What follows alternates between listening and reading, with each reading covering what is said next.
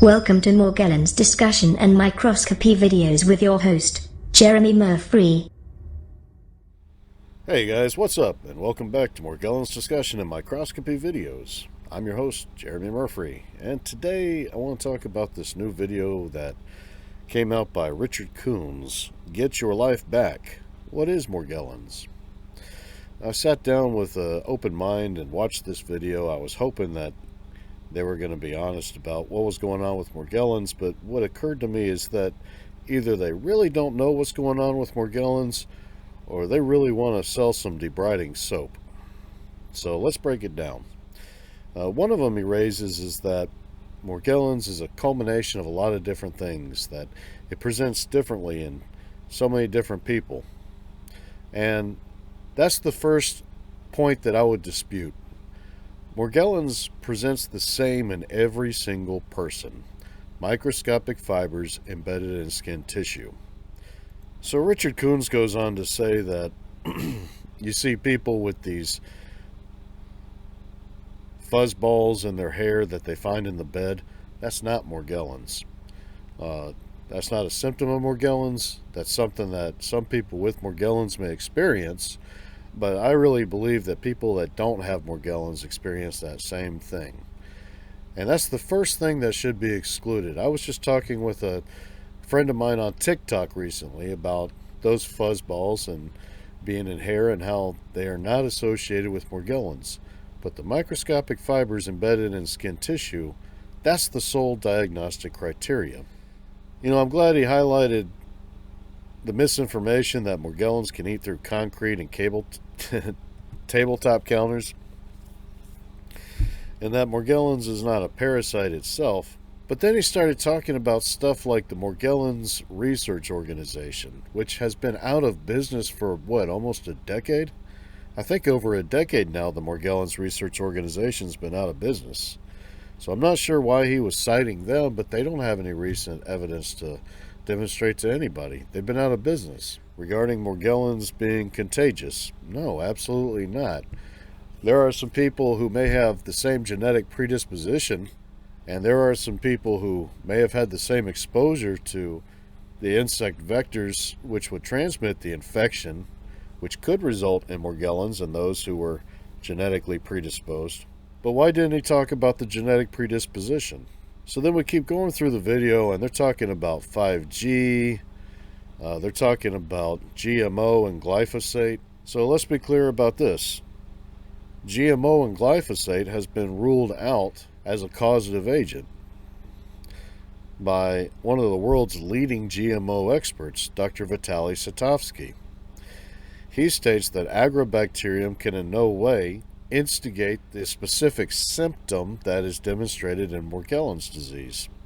If that were the case, thousands of people all over the world that work with agrobacterium in an industrial farming setting would be coming down with Morgellons, but they're not.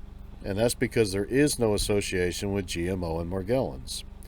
Why is he on here talking about this? Well, the next thing he talks about is the chemtrails. Basically, he says everything that every weird person says about Morgellons, kind of goes into it all while excluding a couple things like Morgellons being a parasite. Basically doesn't understand Morgellons is what it is.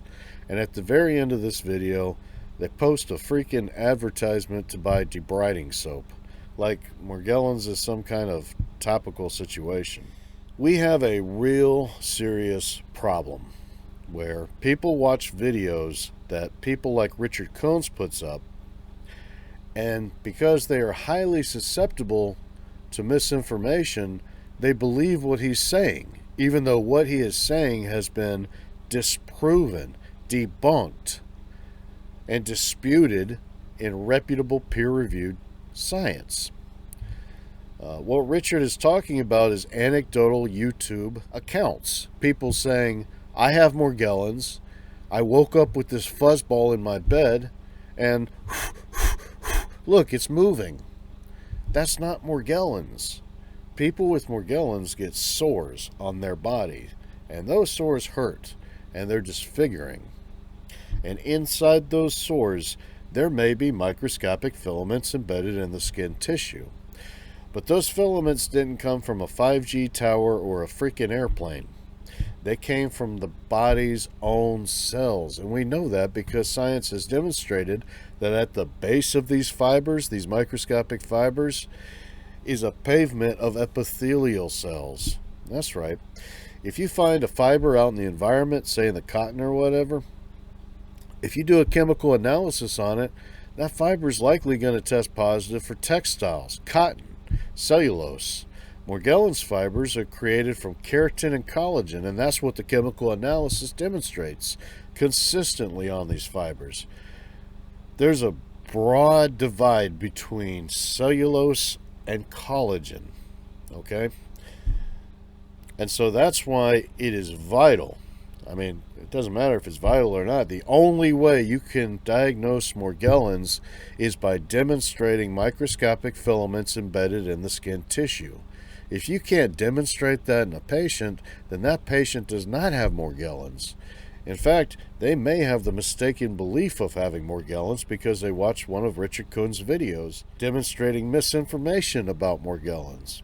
They may come in there complaining about the chemtrails and the 5G and say, yeah, I watched Richard Kuhns. He seems like a reputable source of information. And he's saying that all that goes together into Morgellons. And you know what you've just created? That's right, a patient that's getting ready to get diagnosed with delusional disorder because you fed him misinformation about a real medical condition.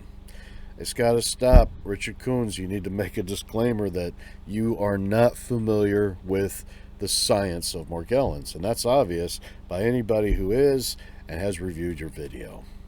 Sorry I had to report this, guys, but it's not going to let up. You're going to see a lot more people getting on here creating a lot more misinformation as long as there's a market to funnel them through a particular medical process that's popular now. If somebody says Morgellons, they're going to get a diagnosis of delusional disorder, and insurance may cover their treatment, but it's not going to cover it if you have Lyme disease. What do you guys think? Leave a comment down below. I'd love to talk about this, and we'll be talking with you soon.